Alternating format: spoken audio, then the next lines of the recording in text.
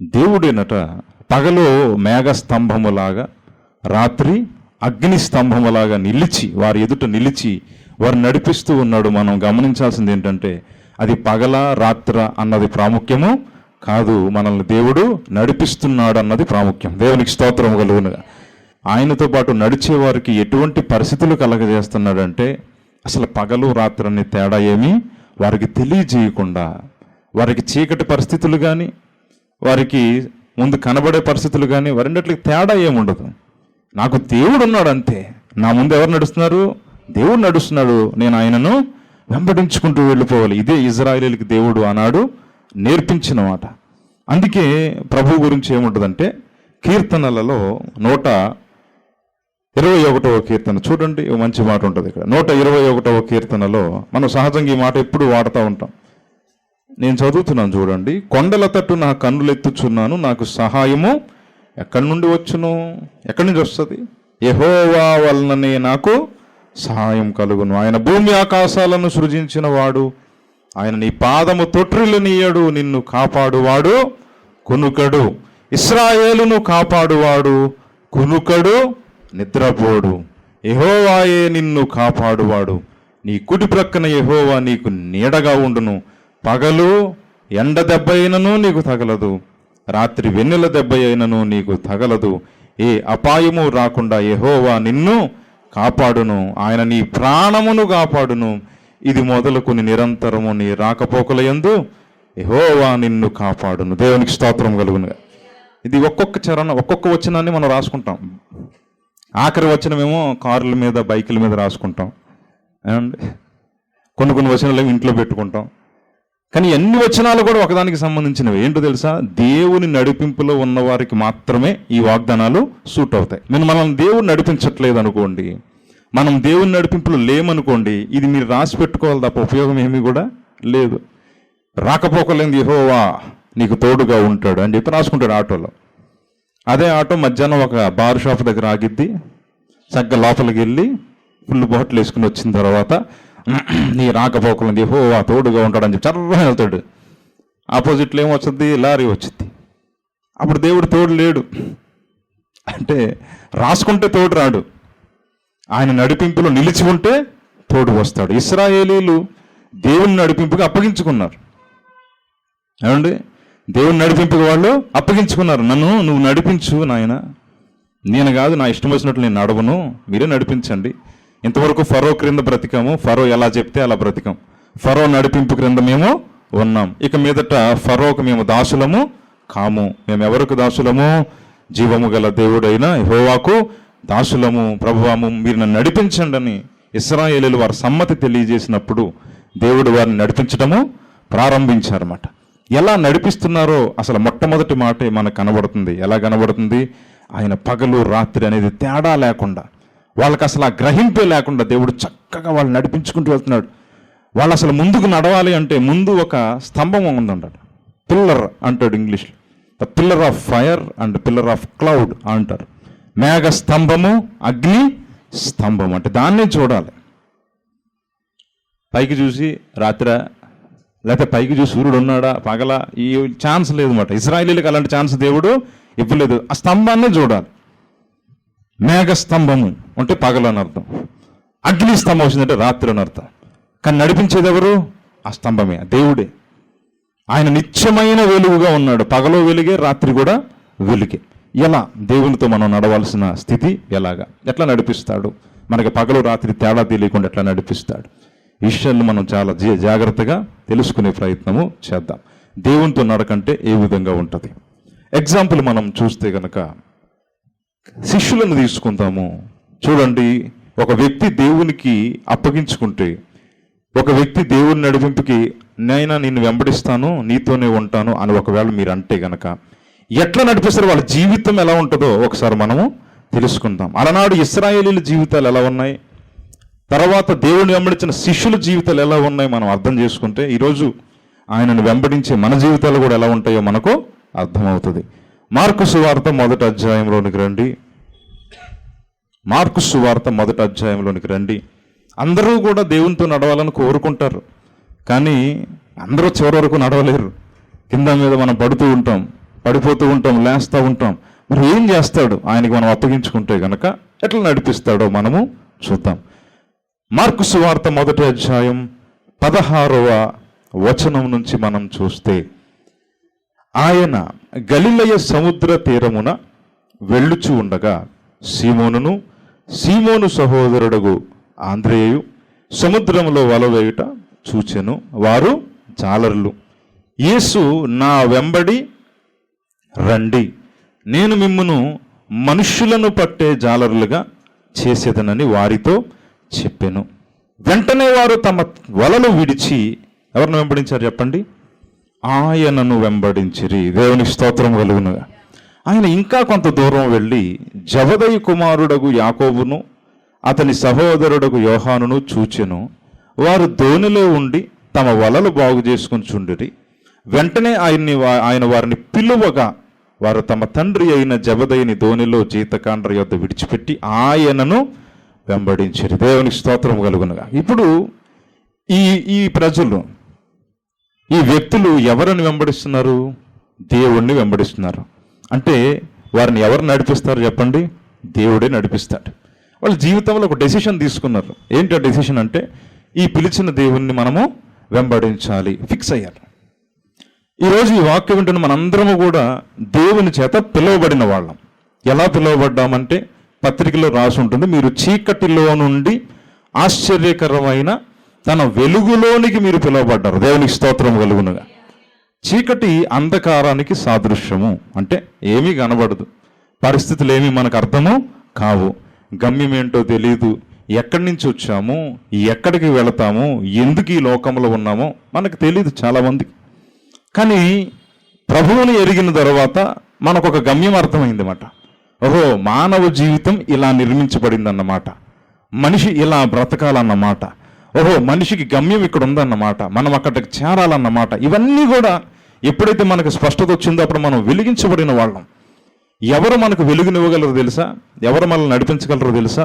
సమస్తాన్ని ఎరిగి ఉన్నవాడే మనల్ని నడిపించగలుగుతాడు. అతడే మనకు త్రోవ చూపిస్తాడు. తెలియని వాడు త్రోవ చూపిస్తాడా చెప్పండి? గుడ్డివాడు గుడ్డివానికి త్రోవ చూపిస్తాడా? చూపించటం.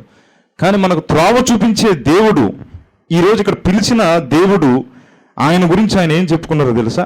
యోహాను సువార్త 13వ అధ్యాయంలో యేసు ప్రభువు ఒక అద్భుతమైన మాట ఆయన గురించి రాయబడి ఉంది.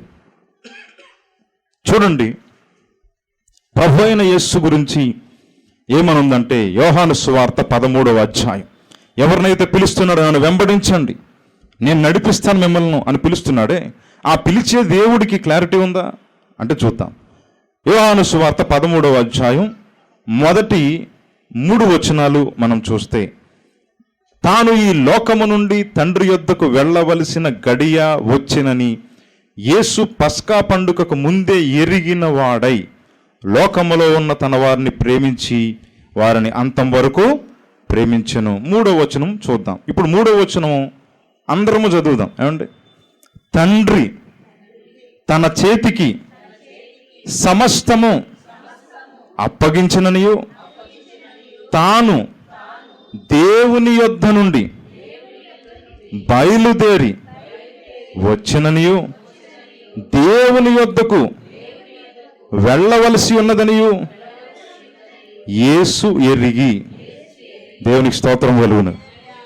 యేసు ప్రభువు ఎక్కడి నుండి వచ్చారో, తిరిగి ఆయన ఎక్కడికి వెళ్ళబోతున్నారో, ఈ లోకములో ఏమి చేయబోతున్నారో, ఇవన్నిటి మీద ఆయనకి స్పష్టత ఉందా లేదా? చాలా స్పష్టత ఉంది. ఈ లోకానికి ఎందుకు వచ్చారో స్పష్టత ఉంది, ఎక్కడి నుండి వచ్చారో స్పష్టత ఉంది, ఎక్కడికి వెళ్ళబోతున్నారో ఒక స్పష్టత ఉంది. ఆ స్పష్టత కలిగిన దేవుడే అందరినీ కూడా నడిపించగలడు. దేవునికి స్తోత్రం కలుగును. ఎవరు పడితే వాళ్ళు పిలిస్తే మనం వెంబడించలేం.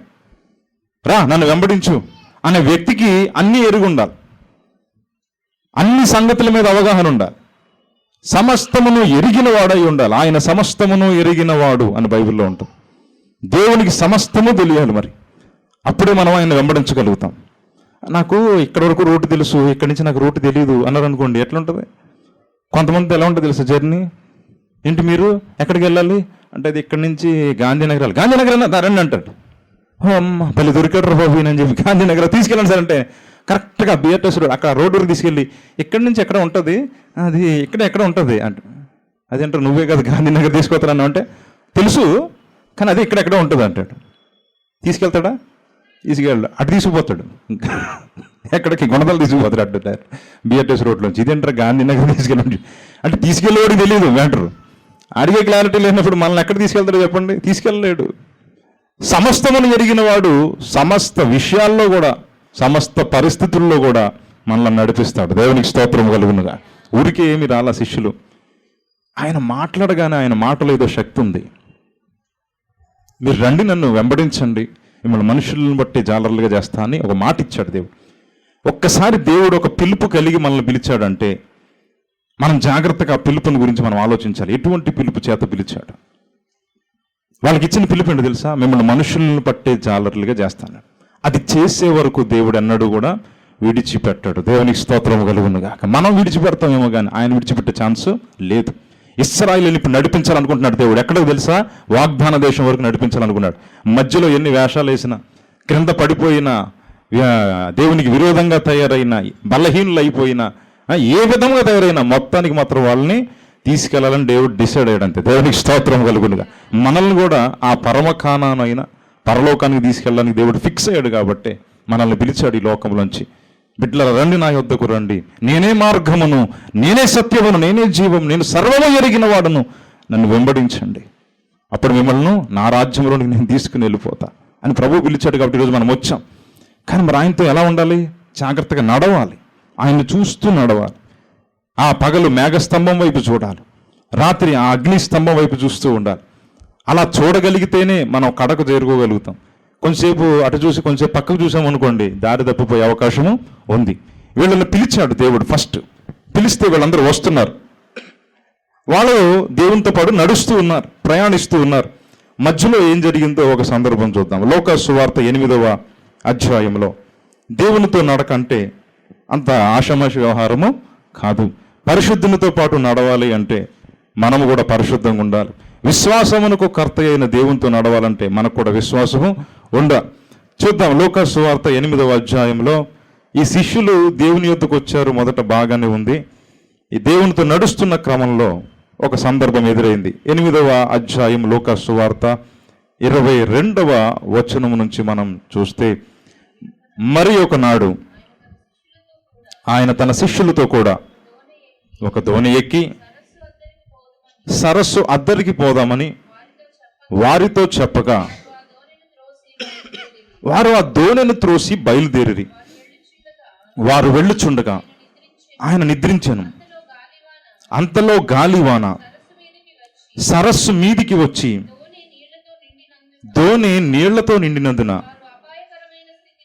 వారు అపాయకరమైన స్థితిలో ఉండిరి. గనుక ఆయన యొద్దకు వచ్చి, ప్రభువా ప్రభువా నశించిపోచున్నామని చెప్పి ఆయనను లేపిరి.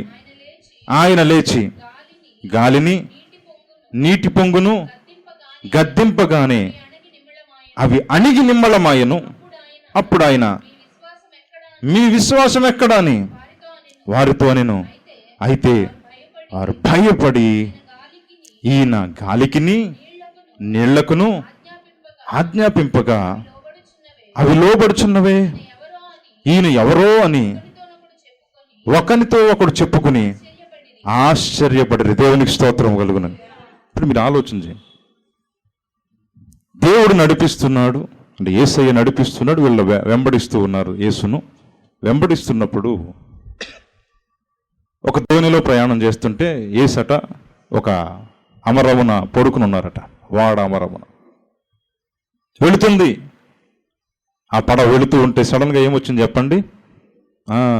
ఓ తుఫాను, గాలి అలలు కొడతా ఉన్నాయి. అట్లా కొడుతూ ఉంటే వాళ్ళు చూశారు ఫస్ట్, ఇదేదో అపాయంలోకి మనల్ని తీసుకెళ్ళే అవకాశం. మనం ఎలా వస్తాం తెలుసా దేవుని దగ్గరికి? సాఫీగా ఉంటే పెద్దగా దేవుడిని మనము పట్టించుకోగానే అక్కడ రాసి ఉంది ఒక మంచి మాట ఏంటంటే, వారు అపాయకరమైన స్థితిలో ఉండిరి గనుక. అపాయకరమైన స్థితి వచ్చింది కాబట్టి వెంటనే ఏం చేశారు చెప్పండి? ప్రభు యొద్దకు వచ్చేసి, ప్రభువా మేము నశించిపోతున్నాం అన్నాడు. యేసయ్య ఏం చెప్పారు? అసలు మిమ్మల్ని మనుషుల్ని బట్టే జాలర్లుగా చేస్తాను. ఇప్పుడు కూడా మనకి పిలుపు ఎప్పుడు గుర్తుంటుందంటే కొంచెం అపాయకరమైన పరిస్థితి వచ్చినప్పుడు, ఇబ్బందికరమైన పరిస్థితులు వచ్చినప్పుడు మనం ఎందుకు పిలువబడ్డామో మర్చిపోతాం. మనం వెళ్ళాల్సిన గమ్యం ఒకటి ఉందని, ప్రభు మనల్ని నడిపిస్తున్నాడని చాలాసార్లు మర్చిపోతాం. ఎప్పుడు తెలుసా? సమస్యలు వచ్చినప్పుడు, అపాయకరమైన స్థితిలో వచ్చినప్పుడు గోలగోలు చేసేస్తాం. మేము నశించిపోతాను నిన్ను వెదకి రక్షించడానికి వచ్చాడు, నేను నిత్య జీవాన్ని చేరుస్తానని చెప్పాడు. ఆ మాట మనకి ఏమవుతుంది? అప్పుడు జ్ఞాపకానికి రాదు. వీళ్ళు దేవునితో యేసయ్యతో ప్రయాణం చేస్తున్నారు, కానీ వాళ్ళు ఏమంటారు తెలుసా? ప్రభు మేము అపాయకరమైన స్థితిలో ఉన్నాం, నశించిపోతున్నాం మేమంతా. ఇప్పుడు మీరు నశించిపోతున్నారు, పడవలో ఆయన కూడా ఉన్నట్టుగా. అది ఆలోచించండి. ఇప్పుడు పడవలో మనందరం ప్రయాణం చేస్తున్నాం అనుకోండి, అందరం ఉన్నాము. సడన్గా అలలు తుఫాను వచ్చేసరికి ఓన్లీ నలుగురు వచ్చేసి మేము నశించిపోతున్నామని మిగతా వాళ్ళతో చెప్తున్నారు. అంటే మీ అర్థం ఏంటి? మిగతా వాళ్ళు ఎవరు నశించిపోరా? మరి అందరం ఒకటే పడవలో ఉన్నాం కదా. పోతే అందరం, బతికితే అందరం, అంతే. దాని మేము నశించిపోతున్నాం అంటే కొంచెం కంగారు వస్తుంది మనకు. అపాయకరమైన పరిస్థితుల్లో ఏం మాట్లాడతాం మనకు అర్థం కూడా కాదు. ప్రభువు చూశారు, ఒక్కటే ఒక మాట అడిగారు, ఎందుకు భయపడుతున్నారు? నేనున్నాను కదా, ఇదిగో నేను నీకు తోడై ఉన్నాను. ఈ వాగ్దానాలు ఏమి చెప్పాల. ఫస్ట్ స్ట్రైట్ క్వశ్చన్ అడిగింది ఏంటంటే, మీ విశ్వాసం ఎక్కడా అన్నారు. నన్ను వెంబడించేవాడు విశ్వాసములో ఉండాల. దేవునికి స్తోత్రం కలుగునుగా. వెంబడించేది ఎవరినంటే విశ్వాసమునకు కర్తను వెంబడిస్తున్నాం. దేవునికి సర్వం తెలుసు. అక్కడ అటువంటి పరిస్థితి వస్తే కనుక దాన్ని ఎట్లా కంట్రోల్ చేయాలో దేవునికి తెలియదా? మనం ప్రయాణం ఎవరితో చేస్తున్నామో మనకు క్లారిటీ ఉంటే కనుక మనం ఇంకో మాట మాట్లాడాల్సిన అవసరము లేదు. ఒక తండ్రికి కుమార్తె ఉందట, చాలా ఇష్టం అంట. కుమార్తె అంటే ఒకరితే కుమార్తె, తల్లి లేదు ఆ అమ్మాయికి, తండ్రి పెంచుతున్నాడు అనమాట ఒక కుమార్తె. ఎక్కడికి వెళ్ళినా ఇద్దరు కలిసి వెళ్తారు. వాళ్ళ డాడీ అంటే చాలా ఇష్టం. ఒకరోజట కారులో ప్రయాణం చేసి వెళ్తున్నారట. వెళుతూ ఉంటే వాళ్ళ డాడీతో ఎన్నో కాలం ప్రయాణం చేసింది ఆ అమ్మాయి. ఒకరోజు ప్రయాణం చేస్తుంటే సడన్గా ఒక ఏరియాకి వచ్చేసరికి అక్కడ టోర్నాడో తుఫాన్ వచ్చిందంట. ఏంటి తెలుసా? టోర్నాడో అంటే ఏంటి? సుడిగాల్లో తిరిగి వస్తుందట. ఆ తుఫాన్ వచ్చిందంట ఏరియాలో. వచ్చేసరికి వీళ్ళ కారులో ఉన్నారు కదా, చూస్తే వెనకాల మొత్తం రోడ్లన్నీ ముక్కలు అవుతున్నాయట. తను లెగ్గొడేస్తున్నారు మొత్తం అంతా. తుఫాన్ వచ్చి భయపడింది. నాన్న ఏంటి వెనకాల తుఫాన్ వచ్చేస్తుంది, త్వరగా సైడ్కి తీసే, పక్కన ఆపేసే అని. వాళ్ళ డాడీ ఫాస్ట్గా తోలుతున్నాడట. నన్ను ఆపే, నన్ను ఇటు మారిపోతాం, ఈ రైట్ సైడ్కి పారిపోతాం, లెఫ్ట్ సైడ్కి పారిపోతాం అని చెప్పి చాలా ఫాస్ట్గా తోలుతున్నాడంట. అలా నాన్న ఏం మాట్లాడలేదట. నాన్న ఆపు, నాన్న చూడు, నన్ను వెనకాల అది వచ్చేస్తుంది, పక్క వెళ్ళిపోదాం, అటు వెళ్ళిపోదాం అని చెప్పి. మనం ఏమీ మాట్లాడాల్సిన అవసరము లేదు. నడిపించేది ఎవరు? నీ తండ్రి. అమ్మాయి అంటుంది, నాన్న మనం చచ్చిపోతాం అన్న, నాకు భయం వేసేస్తుందన్న. నువ్వేం భయపడాల్సిన అవసరము లేదు, నిన్ను సురక్షితంగా నేను తీసుకెళ్తా, నువ్వు ధైర్యంగా ఉండమ్మా అని చెప్పి ఫాస్ట్గా డ్రైవ్ చేస్తున్నాడట. వెనకాల తుఫాన్ వస్తుందంటే ఈ అమ్మాయికి ఇంకా భయం వేసి కళ్ళు మూసేసుకుందట ఇట్లా. అంతే కదా, కొన్నిసార్లు మనం ఏం చేస్తాం, కళ్ళు మూసుకుంటాం. కళ్ళు మూసుకుంటే ఏం జరగదు అనుకుంటాం, అన్నీ జరుగుతాయి. ఇప్పుడు ఉష్ట్రపక్షి అని ఒకటి ఉంటుంది, తెలుసా మీకు? పక్షి గురించి నేషనల్ జాగ్రఫీలో చూపిస్తాడు. దానికి భయం వేసింది అనుకోండి, అమ్మో శత్రువులు వస్తున్నారు, పరిగెత్తుకొని వెళ్ళిపోయి గుంట తీసేసి గుంటలో తలకాయ పెట్టేసి, అమ్మయ్యా నాకెవరో కనబట్టలేదు అనుకుంటా. సమస్య వచ్చినప్పుడు పరిగెత్తుకుంటూ వెళ్ళిపోయింది. శత్రువులు వస్తున్నారంట పట్టుకోవడానికి, అమ్మో శత్రువులు పట్టుకోవడానికి వస్తున్నారని పరిగెత్తుకుంటూ వెళ్ళి గుంట తీసి గుంటలో తలకాయ పెట్టేసి, అమ్మయ్యా శత్రువులు ఎవరో నాకు కనబట్టలేదని అనుకుంటుందట. అప్పుడు వాళ్ళు వచ్చి ఏం చేస్తారు? బుద్ధి లేనిది దానికి తెలివి లేదని బైబిల్లో ఉంటుంది. దానికి తెలివి లేదు. నువ్వు తలకాయ గుంట తీసుకుని తలకాయ లోపల పెట్టుకుంటే శత్రువులు చక్కగా బాడీ పట్టుకుని తీసుకుపోతారు. భయం వేసినప్పుడు కళ్ళు మూసుకుంటే సరిపోదు. ఇలా కళ్ళు మూయడం కాదు, కానీ కళ్ళు మూసి అటువైపు చూడాలి. దేవునికి స్తోత్రం కలుగునుగా. ఆకాశమందు ఆసీనుడైన వాడు ఉన్నాడు, ఆయన నన్ను చూస్తున్నాడు అని జ్ఞాపకం చేసుకోవాలి. ఈ అమ్మాయి భయం వేసి కళ్ళు మూసుకుంది. తన తండ్రి, నా కూతురు ఎవరి మీద ఆధారపడి ఉంది? నా మీద ఆధారపడి ఉంది. ఫాస్ట్గా తీసుకెళ్ళాడు, చాలా ఫాస్ట్గా. ఈ అమ్మాయికి భయంతో ఇంకా స్పృహ పడిపోయింది. కొంతసేపటికి కళ్ళు తెరిచి చూస్తే ఒక చోట కారు ఆపుంది, పక్కన తండ్రి కూర్చున్నాడు. వెనక్కి తిరిగి చూసింది, తుఫాను లేదట. దేవునికి స్తోత్రం కలుగునుగా. నడిపించేవాడికి తెలుసు ఏ విధంగా మనల్ని తీసుకుని వెళ్ళిపోవాలో, కానీ కారులో కూర్చున్న ఆ బిడ్డకు మాత్రం అలజడి. దేవునితో ప్రయాణం చేసినప్పుడు మనకు కొంత అలజడి వస్తుంది, మన జీవితంలో. కానీ మనం ఒకటి ఉంచాలి, ఏంటి తెలుసా? నన్ను నడిపించేవాడు దేవుడు కదా అని ఆయన మీద మనం ఏముంచాలి? విశ్వాసం ఉంచాలి. దేవునికి స్తోత్రం కలుగును గాక. మనకి ఏం ఎదురవుతాయో ఆయనకి తెలుసు. మన జీవితాల్లో ఏం ఎదురవుతాయో ఆయనకి తెలుసు. ఆ పరిస్థితులు వచ్చినప్పుడు మనం ఎలా తయారవుతాం ఆయనకి తెలుసు. ఇప్పుడు మధ్యాహ్నం ఆ బిడ్డ వచ్చింది ఇంటికి, అంటే జెస్సిక బయటికి వెళ్ళొచ్చి లోపల కూర్చున్నా. ఆ జెస్సికాని బాబుని ఒకటి తీసుకొచ్చాడు. ఇద్దరు పిల్లలు మెట్లు ఎక్కుతున్నారు, నేను లోపల కూర్చున్నా. సడన్గా పెద్ద కేకన పడింది, గట్టిగా ఏడుస్తుంది. ఏంట్రా అంటే నోట్లోంచి అంత బ్లడ్ గారిపోతుంది ఆ పిల్లకి. పక్కింటి ఆవిడ వచ్చేసి అయ్యో అయ్యో ఏమైపోయింది అంటే ఎక్కుతుంది, మెట్ల మీద పడిపోతే ఈ పళ్ళు పెదాల్లోకి దిగిపోయినాయి అన్నమాట. ఇంత మొత్తం నోరంతా బ్లడ్ ఉంది. వెంటనే తీసుకుని నీళ్లతో కొంచెం కడుతుంటే అసలు ఆగట్లేదు అన్నమాట. భయంకరంగా ఏడుస్తుంది. కొంచెంసేపు అలా క్లాత్ అంతా బ్లడ్డే మొత్తం. పక్కింటి ఆవిడ వచ్చి అయ్యా నేను తీసుకుంటాను అయ్యా అన్నారు. అమ్మ అవసరం లేదమ్మా అని చెప్పి తీసుకుని కొంచెం అలా బ్లడ్ పోయేలాగా దాన్ని చేసి లోపల తీసుకెళ్ళి ప్రార్థన చేస్తున్నా. అంటే దేవునికి తెలియదా ఈ బిడ్డ నడుస్తున్నప్పుడు? దేవుడు చూస్తాడుగా. అంటే ఈ బిడ్డ పడతాడని దేవునికి తెలియదా? తెలుసు. But at God allowed it. దేవుడు దాన్ని అనుమతించారు. అది తీసుకున్నప్పుడు నేను బాధపడతాను కదా, అయ్యో నా బిడ్డ అని. అది కూడా దేవునికి తెలియదా? అంటే అది కూడా దేవునికి తెలుసు. బట్ అయినా దేవుడు అలౌ చేశాడు. అంటే దేవుడు సమస్తాన్ని కూడా ఆయన కంట్రోల్లోనే ఉంటాడు. సమస్తాన్ని ఆయన జరిగించేవాడే. దాని పరిణామాలు ఎలా ఉంటాయి కూడా ఆయనకి బాగా తెలుసు. కానీ మనకు దేవుని మీద అంటూ విశ్వాసం ఉంటే, దేవునిలో మనం నిలిచి ఉన్నాము అని మనకు కనుక అవగాహన ఉంటే మాత్రం మనం కంగారు పడాల్సిన అవసరము లేదు. బెంబిలు ఎత్తి అయ్యో అవసరం లేదు. పట్టుకున్న చిన్న ప్రార్థన చేసా, చూడండి ఎలా ఆడుకుంటుందో. దేవునికి స్తోత్రం కలుగును గాక. కొన్ని సంఘటనలు నిజంగానే మన జీవితంలో కొంచెం ఇబ్బంది కలిగిస్తూ ఉంటాయి. ప్రమాదం గుండా వెళుతున్నప్పుడు మనకి భయం వేస్తూ ఉంటుంది. కానీ ఒకటి గుర్తుపెట్టుకోవాలి. ఎందుకు చెప్తానంటే ఈ మాట, దేవుడు మనతో ఉన్నాడు అని గుర్తుపెట్టుకోవాలి. దేవునికి స్తోత్రం కలుగును గాక. యోబుతో దేవుడు లేడా? ఉన్నాడండి, ఉన్నాడు. మరి ఎందుకు యోబుకి ఆ పరిస్థితులు ఎందుకు వచ్చినాయి? ఎందుకు ఆ రోగం వచ్చింది? ఇదంతా యోబుకు తెలుసా? ఆ విషయం యోబుకు తెలియదు. పరలోకంలో జరిగిన సంఘటన యోబుకు తెలియదు. పరలోకంలో సాతాను దేవుని యొద్దకు వచ్చి మాట్లాడాడని, యోబు చుట్టూ కంచి వేసావు కదయ్యా, ఒక్కసారి విడిచిపెట్టు చూద్దాం ఆయన భక్తి ఏంటో అంటే, చూసుకో అసలు భూమి మీద యోబు వంటి యథార్థవంతుడు లేడట. దేవుని స్తోత్రం కలుగునుగా. భూమి మీద ఉన్న వాళ్ళందరినీ దేవుడు చూశాడట. ఇదేంటిది, భూమి మీద ఉన్న వాళ్ళందరిలో కూడా ఒక్కడే ఉన్నాడా? దేవుని దృష్టిలో ఒక్కడే యోబు. అలాంటి వాడి మీద టార్గెట్. ఈ యొక్క శిష్యులు యేసుతోనే ప్రయాణం చేస్తూ ఉన్నారు. అక్కడ ఒక అపాయకరమైన పరిస్థితి వచ్చింది. అది దేవునికి తెలుసు, దేవుడే ఎలవ్ చేశారు కూడా. అయితే వాళ్ళు వెంటనే కంగారు పడిపోయి వచ్చి, దేవా మేము నశించిపోతున్నాం అన్న. చాలా కోపం వచ్చింది దేవునికి. ఏంటో తెలుసా? మీ విశ్వాసం ఎక్కడికి పోయిందయ్యా? మరి ఒకప్పుడు నేను పిలిచినప్పుడు ఎంత విశ్వాసంతో వచ్చారు నా దగ్గరికి. వలలు విడిచిపెట్టి వచ్చేసారు కదా, ఈ తల్లిని తండ్రిని విడిచిపెట్టి వచ్చేసారు కదా నా దగ్గరికి. అప్పుడు పిలుపుకి అంత లోబడ్డారు, నా మీద అంత విశ్వాసం ఉంది. ఇప్పుడేమైంది ఆ విశ్వాసం? పిలిచినప్పుడు ఉన్నంత విశ్వాసం నడుస్తున్నప్పుడు ఎందుకు ఉండట్లా? మొదట్లో పిలిచినప్పుడు చూపినంత విశ్వాసం ఈరోజు ప్రయాణం చేస్తుండగా ఎందుకు ఉండట్లా? అది దేవుని యొక్క ప్రశ్న. చూడండి, కాలక్రమేణా చాలామంది ఆత్మీయ జీవితంలో సగం దూరం వచ్చిన తర్వాత విశ్వాసం దగ్గర కొంచెం ఆలోచన చేస్తూ ఉంటారు. ఒకప్పుడు ప్రభువే అని చెప్పే వ్యక్తి ఈరోజు ఏంటో పరిస్థితి అంటూ ఉంటారు. ఈ శిష్యులు సేమ్ పరిస్థితి ఉంది. నేను అందుకంటున్నా, దేవునితో నడవడం అనేది చాలా అద్భుతమైనది. నీకు అసలు పగలు రాత్రి తెలియకుండా దేవుడు నడిపిస్తాడు. ఎప్పుడు ఆయన వంక చూస్తూ ఉంటే. ఆయన వంక చూడకుండా అటు ఇటు చూస్తూ ఉన్నాం అనుకోండి, ఖచ్చితంగా మనకు డౌట్ వస్తుంది. విశ్వాసం అనేది సన్నగిల్లిపోతూ ఉంటుంది. అది దేవునికి కోపాన్ని కూడా రప్పిస్తుంది. ఎందుకంటే దేవుని వెంబడించేవాడికి ఉండాల్సిన ప్రధాన లక్షణం ఏంటంటే విశ్వాసం. దేవునికి మనం ఇష్టలుగా ఉండాలంటే ప్రధానంగా ఉండాల్సింది విశ్వాసం. ఇశ్రాయేలీయులు దేవుడి మీద ఉంచాల్సిందేంటి? విశ్వాసం.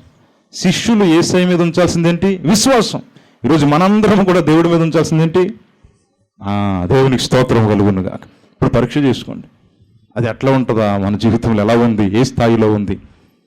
మిమ్మల్ని మీరు పరీక్షించుకోండి అనే మాట దేనికి సంబంధమైంది తెలుసా మీకు? మిమ్మల్ని పరీక్షించుకోండి, మీరు పరిశుద్ధంగా ఉన్నారో లేదో. మిమ్మల్ని మీరు పరీక్షించుకోండి, యథార్థంగా ఉన్నారో లేదో అని రాయబడలా. 2 కొరింథీయులు రాసిన పత్రిక చూడండి. పరీక్ష అనేది దేనికి వస్తుంది అనుకున్నారు? కొరింథీయులకు రాసిన 2వ పత్రిక 13వ అధ్యాయం 5వ వచనం చదవండి. మీరు విశ్వాసము గలవారై ఉన్నారో లేదో మిమ్మల్ని మీరే శోధించుకుని చూసుకోండి. మిమ్మల్ని మీరే పరీక్షించుకోండి. దేవునికి స్తోత్రం కలుగునుగాక. మీరు భ్రష్టులు కాని ఎడల యేసుక్రీస్తు మీలో ఉన్నాడని మిమ్మల్ని గురించి మీరు ఎరగరా? దేవునికి స్తోత్రం. విశ్వాస భ్రష్టులా కాదా అది చూసుకో అంటాడు. అసలు మన విశ్వాసంలో ఉన్నామా లేదా అనే దానికోసం పరీక్ష. ఇప్పుడు ఇంతకీ శిష్యులు నన్ను నమ్ముతారా లేదా? దేవుడు చిన్న పరీక్ష పెట్టాడు. ఎందుకంటే ఆయన దగ్గరే ఉన్నారు, వారితో పాటు ప్రయాణం చేస్తున్నారు, వారితో పాటు పడవలో ఉన్నారు. అంటే యేసయ్య పక్కనే ఉన్నాడు. ప్రమాదం వచ్చింది, అప్పుడు వీళ్ళు ఏం చేయాలి? యేసయ్య ఉన్నాడుగా మనతో. ప్రభువా ఇది పరిస్థితి, దేవుడు మనల్ని కాపాడుతాడు అనే ధైర్యము రాలేదు. కానీ ఏమన్నారు? వచ్చి అయ్యో మేము నశించిపోతున్నాం అంటే వాళ్ళ అర్థం ఏంటి? నీతో వస్తున్నాం కానీ గ్యారంటీ లేదు కదా అని అర్థం. దేవుడు చాలా సీరియస్గా తీసుకుంటారు ఈ విషయాల్లో. మనం ఎప్పుడైతే అవిశ్వాసాన్ని వ్యక్తపరుస్తామో దాన్ని బట్టి దేవుణ్ణి చాలా అవమానిస్తున్నామని అర్థం అట. గుర్తుపెట్టుకోండి, ఎటువంటి స్థితి అయినా రానియండి. ఈరోజు చెప్తున్న మాట హృదయంలో పెట్టుకోండి, ఎటువంటి స్థితి అయినా రానియండి. కానీ మీలో ఒక్క విశ్వాసం ఉండాలంటే దేవుడు నా పక్షమున ఉన్నాడు. దేవునికి స్తోత్రం కలుగునుగా. ఆ విశ్వాసం ఉంటే మాత్రం నిజంగా చెప్తున్నా మీరు స్ట్రాంగ్గా ఉంటాం. మనం ఆ విశ్వాసం కనుక మన పక్షాన లేదనుకోండి, మనలో లేదనుకోండి, ఖచ్చితంగా మనము కొట్టివేయబడే అవకాశము ఉంది. దేవుడు వెంటనే వాళ్ళని విశ్వాసంలో బలపరచడానికి గాలిని గద్దించాడు. దేవుడికి ఒక శక్తి ఉంది, ఏంటో తెలుసా? పంచభూతాలతో ఆయన మాట్లాడగలడు. తెలుసా మీకు అది?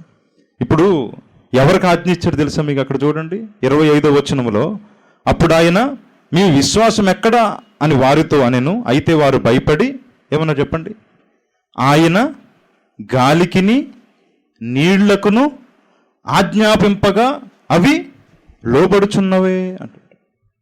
మీరు నీటితో మాట్లాడతారా? ఏమండి, మీరు ఎవరైనా నీళ్లతో మాట్లాడతారా? నీరు ఎలాగున్నావు, కొంచెం మంచిగా ఉంటే కనుక తాగుతా నిన్ను అంటారా మీరు? నీరు మా ఇంట్లోకి రాకు, పక్కింట్లోకి వెళ్ళిపో అంటారా మీరు? అంటే నీటిని కంట్రోల్ చేసేది ఒకటి తెలుసా మీకు? ప్రకటన గ్రంథం చూడండి, సమయం వచ్చింది కదా చెప్తా మీకు.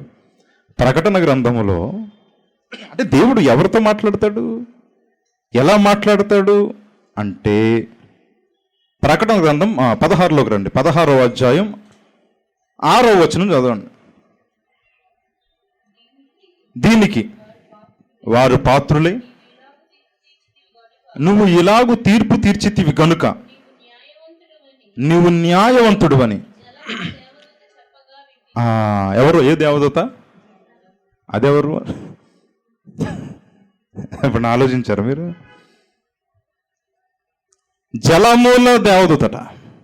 14వ అధ్యాయం 18వ వచనం చూడండి. మరి ఒక దూత బలిపీఠము నుండి వెడలి వచ్చెను. ఇది చూసారా? దూత దేని మీద అధికారం గలవాడు? దేవుడు అగ్నితోనూ మాట్లాడుచున్నాడు, నీటితోనూ మాట్లాడుచున్నాడు, వాయువుతో మాట్లాడుచున్నాడు. మనం చూస్తాం కదా. అది ఎట్లా మాట్లాడతాడు అని. నీరేమన్నా మనిషా? అగ్ని ఏమన్నా మనిషా? పంచభూతములు. మీరు జాగ్రత్తగా ఆలోచించండి. మరి ఇక్కడ ప్రకటన గ్రంథం రాసిన మాట మీరు ఆలోచన చేశారా? జలముల దూత, అగ్ని దూత. దేవుడు ఆజ్ఞాపిస్తున్నాడు. నీటికి ఆజ్ఞాపిస్తే నీరు లోపడుతుంది, ఆగు అంటే ఆగుతుంది. అంటే ఎలా మాట్లాడుతున్నాడు ఆయన? ఏ కోణంలో మాట్లాడుతున్నాడు మీరు ఆలోచన చేయండి. మనం కంటికి కనబడితే ఒక మనిషితో మాట్లాడదాం, కనబడకుండా మాట్లాడతామా? కనబడకుండా మాట్లాడితే పిచ్చోళ్ళు అనుకుంటారు మనల్ని. యేసయ్య నీటితో మాట్లాడితే పక్కన కూర్చుంది నీరు కుదురుగా.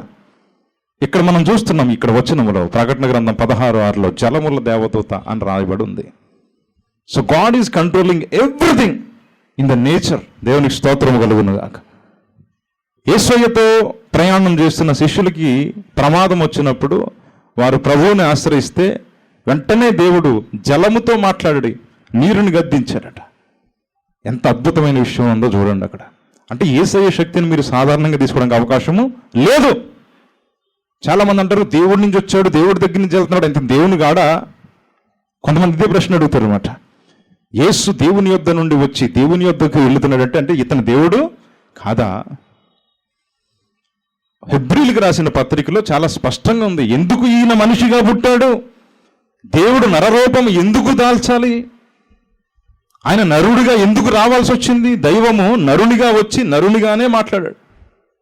ఆయన తలుచుకుంటే దేవునిగా ఏదైనా చేయగలడు ఈ లోకంలో, కానీ నరునిగా చేయాల్సిన కార్యాన్ని ఆయన చేశారు.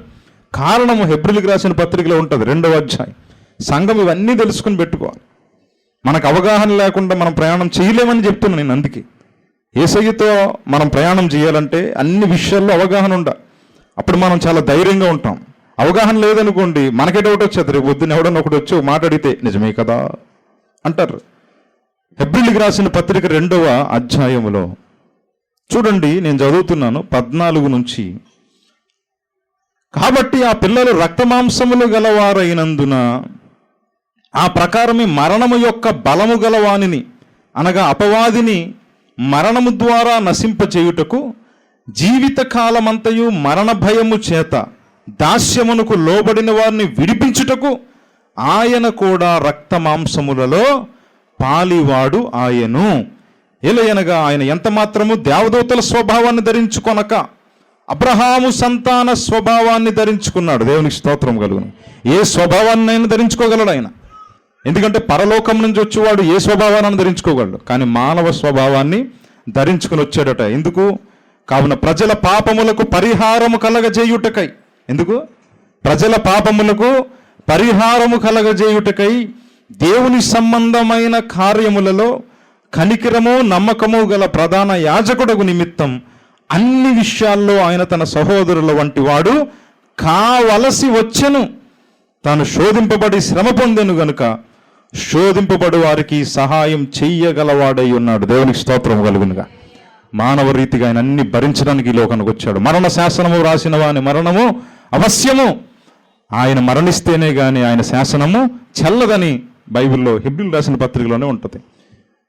మనిషి యొక్క పాపానికి ఫలితముగా మరణాన్ని దేవుడు నిర్దేశించాడే, ఆ మరణం ఎలా ఉంటుందో ముందు దేవుడే అనుభవించాలని లేఖనం చెప్తుందన్నమాట. ముందు ఆయన చూడాలి మరణం రుచి, ముందు ఆయన మరణాన్ని జయించాలి. అప్పుడే ఆయన యందు విశ్వాసం ఉంచిన వారికి కూడా మరణం మీద విజయాన్ని దేవుడు ఇవ్వగలుగుతాడు.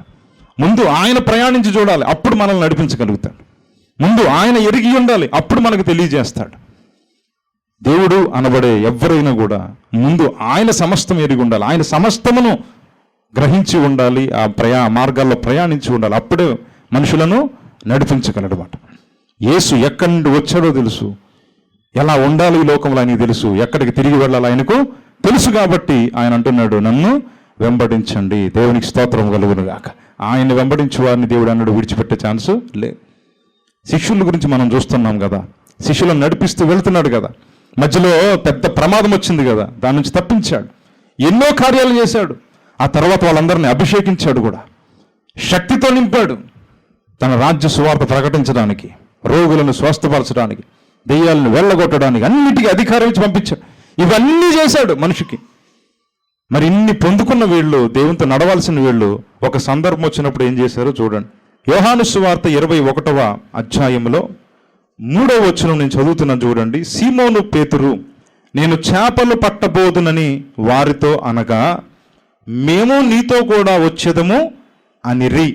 వారు వెళ్ళి దోణి ఎక్కిరి గాని ఆ రాత్రి ఏమీ పట్టలేదు. వీళ్ళు ఎవరు ఒకప్పుడు? చెప్పండి. వాళ్ళు ఒకప్పుడు ఎవరు?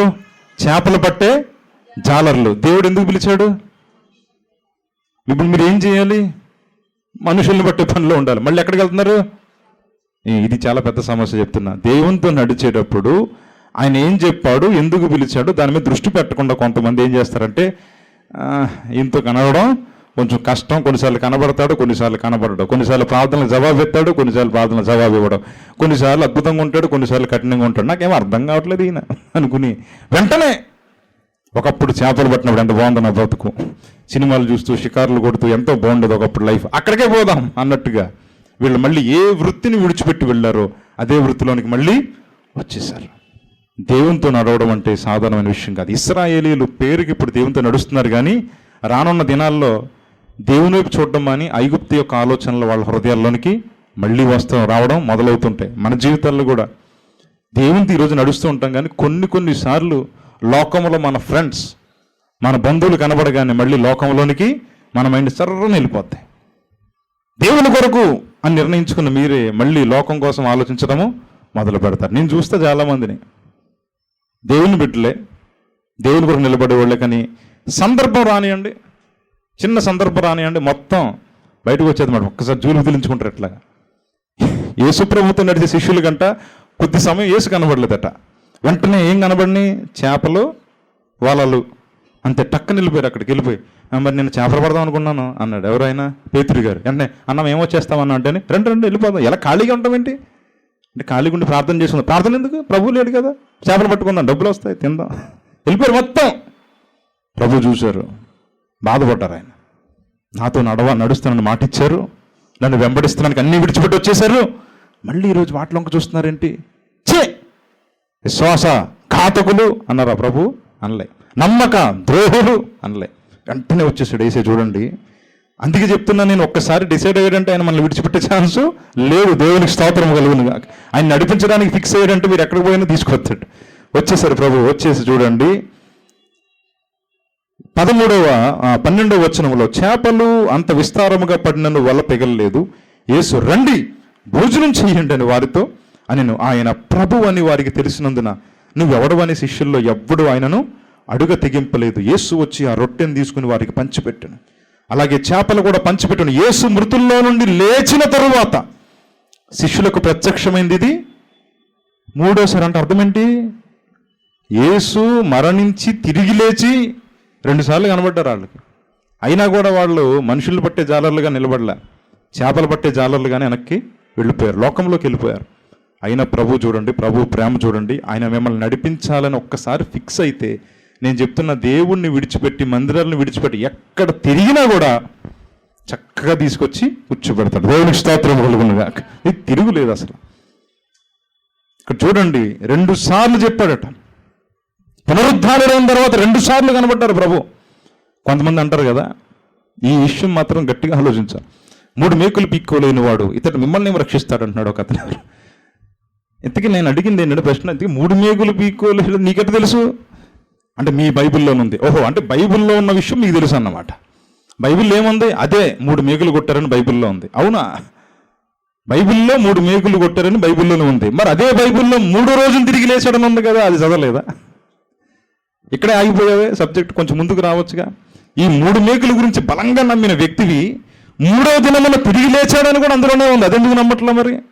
అంటే సాతాను అక్కడ వరకు నడిపించాడా? చూడండి, అన్ని ప్రశ్నలకు జవాబులు ఉన్నాయి. దేవునికి స్తోత్రం కలుగునుగా. మూర్ఖముగా కొంతమంది అజ్ఞానంతో మాట్లాడుతూ ఉంటారు ఆ విషయం. ఎందుకంటే తెలుసుకుని మాట్లాడితే చాలా బాగుంటుంది. అజ్ఞానంతో మాట్లాడితే అది జ్ఞానం అనిపించుకో. ఇక్కడ యేసు ప్రభు స్పష్టంగా 2 సార్లు వీళ్ళకి కనబడినా కూడా వీళ్ళు మళ్ళీ చేపలు పట్టడానికి వెళ్ళిపోతున్నట. దేవుడు విడిచిపెట్టలేదట. నేను మిమ్మల్ని నడిపించాలని నేను ఫిక్స్ అయ్యాను, మీరు తప్పిపోయినా కూడా నేను మళ్ళీ తిరిగి తీసుకొస్తాను. ఇందరు పాట ఏం పాడాం? తప్పిపోయిన నన్ను వెదకి రక్షించి మంచి కాపరివై నాకై ప్రాణమిచ్చితివి. దేవునికి స్తోత్రం. తప్పిపోయారండి ఇక్కడ అందరూ. తప్పిపోతే యేసుప్రభు ఏం చేశారు చూడండి 15వ వచనంలో.